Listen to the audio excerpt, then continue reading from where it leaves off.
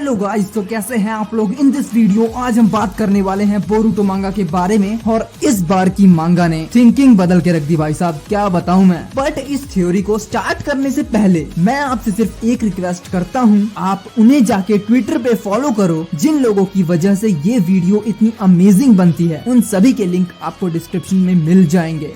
जैसा हम चाह रहे थे ईडा के बारे में, शायद अगली मांगा में वैसा हमें मिल पाए। व्हाट, कुछ नया सा लग रहा है, क्योंकि आज तक हमने ईडा को इस तरीके से कभी नहीं देखा है। आज तक हमने ईडा को सिर्फ पीछे से देखा है, लेकिन अब आगे से भी देखेंगे। ये क्या बात करता है यार। मतलब पीछे से बातें करते हुए देखते थे, बट अब आगे फाइट करते हुए देखेंगे। देखो इस बार का कोड का मेन प्लान क्या है वो मैं समझ नहीं पा रहा हूँ। देखो अगर कोड को अपने क्लाइमैक्स की पावर्स को बढ़वाना है और खुद को और भी ज्यादा स्ट्रॉन्ग करना है, इसका सिंपल से सिंपल प्लान यही होता। जिस टाइम शिकमारू अमादो के कमरे से जा रहा होता, उस टाइम कोड चुपके से आता और अमादो को लेकर चला जाता, और उसके बाद कोड अमादो के साथ कुछ भी करता तो कोड का कोई घंटा कुछ नहीं उखाड़ पाता। हाँ, ये भी है कि सास्के ने कोड का हाइड आउट ढूंढ लिया था, तो सास्के की हेल्प से कोनोहा विलेज अमादो को ढूंढ लेता। बट कोड के हाइड आउट तक पहुंचने में कोनोहा विलेज के शिनोबीज को टाइम तो लगता, उतने में कोड का काम हो जाता। बट कोड ने ऐसा बिल्कुल नहीं सोचा और साथ में किसी को लेकर नहीं गया, अकेला गया। माना इशिकी कि तुम भक्त हो, बट अपनी जान की तो फिक्र करो। लेकिन नहीं, कोड ऐसा करेगा क्यों? क्योंकि भाई कोड तो रजनीकांत का फैन है। मुन्ना, झुंड में तो सुअर आते हैं, शेर अकेला ही आता है, अकेला ही आता है, अकेला ही आता है। Shut the fuck up.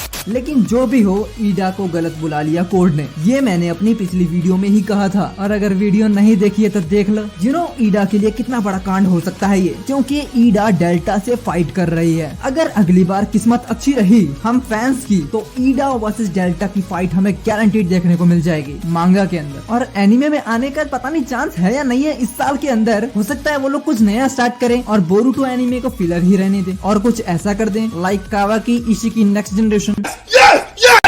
ईडा का फाइट करना गलत नहीं है। कावाकी के सामने रिवील होना कि ईडा एक विलन है, ईडा के लिए वो गलत हो जाएगा, क्योंकि हमें ईडा एंड कावाकी की जोड़ी अच्छी लग रही है। बाकी सुमिरे और सारडा तो भाड़ में जाए।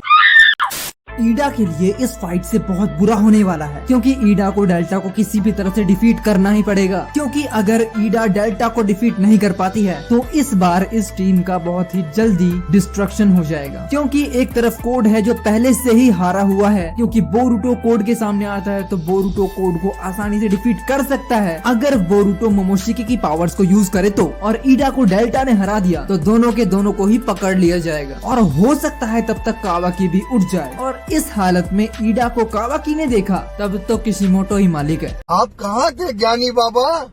तो इसलिए ईडा हार नहीं सकती है, उसे कुछ भी करके डेल्टा को डिफीट करना होगा। और अगर ईडा ने डेल्टा को डिफीट कर दिया तो उसका एक और अपोनेंट तैयार खड़ा होगा। मैं किसकी बात कर रहा हूँ? बोरुतो की, क्योंकि अभी तक बोरुतो को कोड का चक्रा सेंस हो चुका होगा। और अगर बोरुतो आया तो क्या होगा? क्या वो ईडा से फाइट करेगा या वो डेल्टा से ही फाइट करने लग जाएगा? क्या बोला तूने?